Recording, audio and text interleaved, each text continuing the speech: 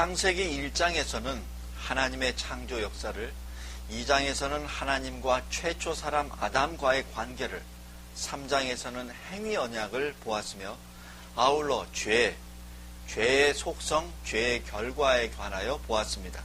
오늘 본문은 죄로 인한 비극, 아담 자신의 가족 안에서 벌어진 죄의 결과를 봅니다.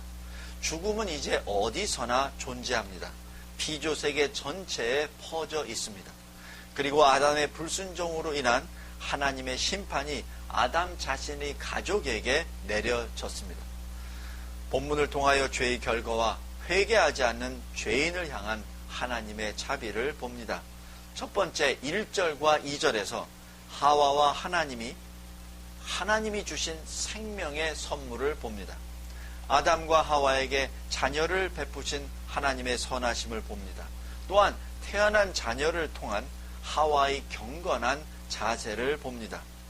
이렇게 말합니다. 내가 여호와로 말미암아 등남하였다 고 하와가 고백합니다. 분명하지는 않지만 창세기 3장 15절에 약속하신 여자의 후손을 기대하였을 것입니다. 그래서 하와는 하나님이 아들을 주셨다고 고백하였습니다. 하와가 낳은 두 아들의 이름을 보면 먼저 가인은 카나, 히브리어로 이 카나와 비슷하며 그 뜻은 얻는다라는 뜻입니다. 즉 하나님의 도우심으로 아들을 낳아 가인이라고 부른 것입니다. 반면에 아벨은 히브리어로 공허 또는 짧은 호흡을 의미합니다. 아벨의 생이 짧을 것이라는 사실이 암시되어 있습니다. 그러면 어떻게 이 하와의 삶을 통하여 하나님이 베푸신 축복에 대해 하나님께 감사를 드려야 합니까? 하와는 아이를 낳는 것이 자연적인 것이 아니며 하나님의 선물로 주신 것이라고 고백하였습니다. 하와는 지상의 축복을 영적 선물로 받아들인 것입니다. 둘째로 3절에서 5절까지 가인의 예물과 아벨의 예물을 봅니다. 우리가 드리는 예배 안에서 하나님이 어떻게 구별하시는지를 봅니다. 하나님은 우리 마음을 원하십니다. 본문에서 아담 온 가족이 예배를 드리고 있습니다. 이때 가인과 아벨이 제물을 바쳐옵니다. 당시 나라도 민족도 제사장도 없었습니다. 다시 말하면 가족은 예배를 드리는 가장 기본 단위입니다. 가족의 대표로서 아담이 그 가장으로서 제사장으로서 이 예배를 인도하였을 것입니다. 아브라함 시대에서도 아브라함이 온 가족을 대표하여 제사장의 역할을 감당하였습니다. 가족은 다시 말하면 예배의 기본 단위입니다. 비록 지금은 주님이 우리를 교회로 불러 모으고 목회자를 세우시고, 그러나 아버지는 여전히, 그 가정의 아버지는 여전히 영적 지도자로서 그 책임을 지고 있습니다. 하여튼 가인과 아벨이 함께 제물을 가지고 나왔습니다. 하나님은 가인과 가인의 제물은 받아들이지 않았습니다. 반면에 아벨과 아벨의 제물은 연락하셨습니다. 그 이유는 분명히 명시되어 있지는 않으나, 그러나 이 문맥상으로 두 가지 가능한 힌트를 보기를 원합니다. 먼저 3절에서 가인은 땅의 소산으로 제물을 삼아 여호와께 드렸고 라고 기록합니다. 반면에 4절에 아벨은 자기도 양의 첫 새끼와 그 기름으로 드렸더니 라고 기록합니다. 아벨은 양의 첫 새끼 그리고 그 기름, 다시 말하여 가장 귀한 것을 하나님께 드린 것입니다. 이것이 하나님께 대한 아벨의 믿음이요 헌신이었습니다. 그러나 가인은 단지 자신이 가진 것 중에 일부를 드린 것입니다. 또 5절에서 가인의 반응을 보면은 가인의 교만함을 또한 읽을 수 있습니다. 가인과 그 제물은 연락하지 아니하신지라 라고 했을 때 이어서 가인의 자세는 가인이 심히 분하여 안색이 변하니 라고 기록합니다. 만약 하나님이 여러분에게 오셨습니다. 그리고 말씀하시기를 내 제물을 받아들일 수 없다 라고 말씀하셨을 때 천지를 창조하신 하나님께 여러분은 화를 내시겠습니까? 여러분이 하나님보다 더 의롭다고 그렇게 주장할 수 있겠습니까? 본문을 통하여 아벨은 최고의 것을 드렸던 사실에 가인은 자신의 것 중 일부를 드렸으며 또한 하나님 앞에 교만함을 드러냈습니다. 히브리서와 요한일서에도 마찬가지 이 사건에 대하여 이렇게 기록합니다. 히브리서 11장 4절에 믿음으로 아벨은 가인보다 더 나은 제사를 하나님께 드림으로 의로운 자라 하시는 증거를 얻었으니 하나님이 그 예물에 대하여 증거하심이니라. 저가 죽었으나 그 믿음으로 오히려 말하느니라. 즉 아벨은 믿음으로 하나님께 나아갔으나 그러나 가인은 그렇지 않았습니다. 요한일서 3장 12절에 이렇게 또 말합니다. 가인같이 하지 말라. 저는 악한 자에게 속하며 그 아우를 죽였으니 어떤 연고로 죽였느냐. 자기의 행위는 악하고 그 아우의 행위는 의로움이니라. 아벨은 믿음으로 재물을 가지고 왔으며 의로운 자였습니다. 반면에 가인의 마음은 하나님께 합하지 않았습니다. 성도 여러분, 본문에서 아벨과 가인이 나뉘음을 봅니다. 이 나뉘음은 하나님의 임재 앞에 나뉘었습니다. 예벳이 하나님이 진리에 대한 가인의 불의함으로 인하여 아벨과 가인이 나뉘었습니다. 즉 여자의 후손과 사단의 후손이 나뉜 것입니다. 세속적인 사람은 영의 사람과 함께 존재할 수 없습니다. 왜냐하면 영의 사람과 함께 있을 때, 함께 있다면 죄가 드러나기 때문입니다. 그러기에 영의 사람을 향하여 분노를 갖게 될 뿐입니다.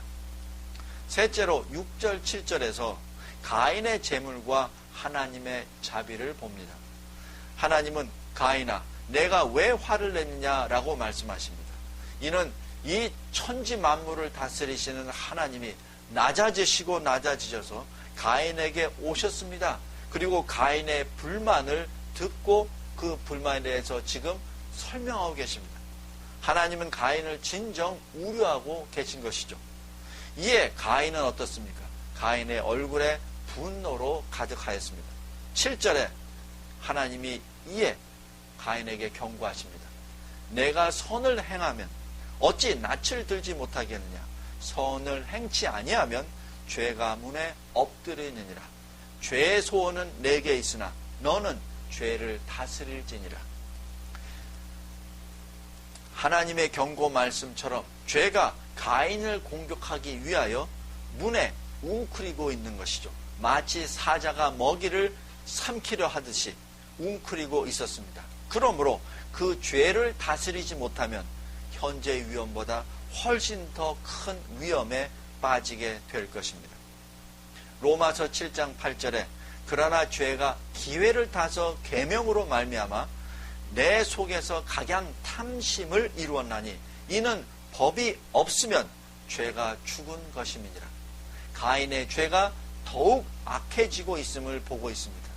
또한 이에 대한 하나님의 인내하심, 자비하심을 또한 목도합니다. 네 번째로 8절에서부터 12절까지 아벨의 죽음과 또 하나님의 심판을 봅니다. 하나님이 가인에게 오셔서 말씀하십니다. 죄의 소원은 내게 있으나 너는 죄를 다스릴지니라. 분노를 다스리라. 그렇지 않으면 죄가 너를 다스릴 것이니라. 이에 가인의 분노는 더욱 커지고 마침내 8절에 가인이 아벨을 죽입니다. 타락한 세상에서 첫 죽음은 나이로 인한 자연사가 아니었습니다. 타살에 의한 죽음이었습니다. 아벨의 시신을 바라본 그 아버지와 어머니 아담과 하와의 마음은 어떠했겠습니까? 이것이 죄의 결과입니다. 창세기 3장에서 뱀이 하나님과의 언약을 지키는 자들을 지배하였죠. 이제는 죄가 가인을 지배하였습니다. 아담이 범죄하였을 때 하나님이 아담을 찾으셨듯이 하나님은 또 가인을 찾으셨습니다. 그런데 가인의 경우 동생인 아벨과 하나님을 무시하였습니다. 하나님이 가인아, 내 아우 아벨은 어디 있느냐? 이에 가인은 내가 알지 못하나이다. 내가 내 아우를 지키는 자니까. 만물을 다스리시는 하나님께 대한 무례한 대답이죠. 가인은 사람도 사랑하지 않았으며 하나님도 사랑하지 않았습니다.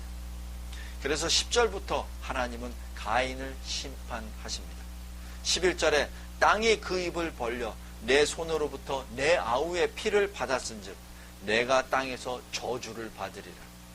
하나님이 내리시는 저주가 가인에게 직접 떨어졌습니다. 과거 에덴에서 아담과 하와에게는 이런 직접적인 저주를 내리시지 않으셨습니다. 그런데 12절에 내가 밭을 갈아도 땅이 다시 그 효력을 내게 주지 아니할 것이요 너는 땅에서 피하며 유리하는 자가 되리라. 아담은 죄로 말미암아 얼굴에 땀을 흘려야 식물을 먹는다고 들었습니다. 그런데 지금 아담의 아들인 가인은 아무것도 땅에서 얻을 수 없게 되었으며 유리할 것이라고 하셨습니다. 그래서 가인은 여생을 유랑자로 보내게 됩니다. 나중에 가인은 놋 땅으로 갑니다. 그 놋은 히브리 뜻으로 유리함, 떠돌아다님이라는 뜻입니다. 이것이 가인이 받은 저주입니다. 이제 땅이 가인을 위하여 식물을 내놓지 않습니다. 죄는 단지 더 심각한 비참함만을 줍니다. 죄가 악해지면 비참함이 더 해갑니다. 13절에서 16절, 회개하지 않는 사람의 굳은 마음과 하나님의 인내를 봅니다. 13절에 가인은 이렇게 말합니다. 죄의 벌이 너무 중하여 견딜 수 없나이다. 이렇게 항의하였습니다. 이는 누가복음 16장에 나오는 한 부자를 기억나게 합니다. 나사로를 보내어 그 손가락 끝에 물을 찍어 내 혀를 서늘하게 하소서. 이 말은 다시 얘기하면 내가 지옥에서 고통을 받은 일이 없나이다, 억울합니다 라는 뜻이 아닙니까? 또 누가복음 23장에 십자가에 달린 행악자를 기억나십니까? 한 행악자가 이렇게 말합니다. 예수께 내가 그리스도가 아니냐, 너와 우리를 구원하라, 이렇게 하였습니다. 그러나 다른 그 행악자는 우리는 우리의 행한 일에 상당한 보응을 받은 것이니 이에 당연하거니와 이 사람의 행한 것은 옳지 않은 것이 없느니라. 성도 여러분, 여기에서 마음이 굳은 사람 그리고 회개의 심령을 가진 사람을 구별해서 보게 됩니다. 마음이 굳은 사람, 회개하지 못하는 사람은 주님의 심판을 부당하다라고 주장합니다. 반면에 회개의 심령을 가진 사람은 주님의 자비를 받을 자격이 없습니다. 주님의 심판은 공정하십니다. 또한 이렇게 심판하신 자체가 주님의 자비, 은혜입니다 라고 고백합니다. 하나님은 여전히 가인을 보호하기 위하여 표를 주셨습니다. 말씀하십니다. 가인아, 내가 살인을 당할까봐 두려워하는구나. 내가 표를 주어 만나는 누구에게든지 죽임을 면케하시리라. 그 표는 회개하지 않는 사람까지도 베푸시는 하나님의 자비입니다. 가인은 그 굳은 마음으로 하나님 앞을 떠나버렸습니다. 마치 아담과 하와가 하나님 앞을 떠나버렸듯이 이러한 떠난 사건은 마지막이 아닙니다. 또 이스마엘도 떠났습니다. 에서도 떠났습니다. 성도 여러분, 본문을 통하여 우리는 어떠한 것을 배웁니까? 회개는 은혜입니다. 가인에게 회개의 기회가 주어지지 않은 것이 결코 아니었습니다. 실은 하나님이 가인에게 2번이나 회개의 기회를 주셨습니다. 그러나 굳은 마음만 남아 있었을 뿐입니다. 왜 그렇습니까? 왜냐하면 가인 스스로 회개할 수 없었기 때문입니다. 오직 하나님만이 마음을 변화시킬 수 있기 때문입니다. 본문 전체에 소망의 메시지가 있습니다. 우리를 위한 소망의 메시지입니다. 우리는 전적 타락하였기에 우리의 유일한 소망은 우리 자신으로부터 멀어지는 것이죠. 그리고 오직 하나님만을 바라보는 것입니다. 하나님만이 죄로부터 우리를 구속할 수 있습니다. 하나님만이 비참함으로부터 우리를 구속할 수 있습니다.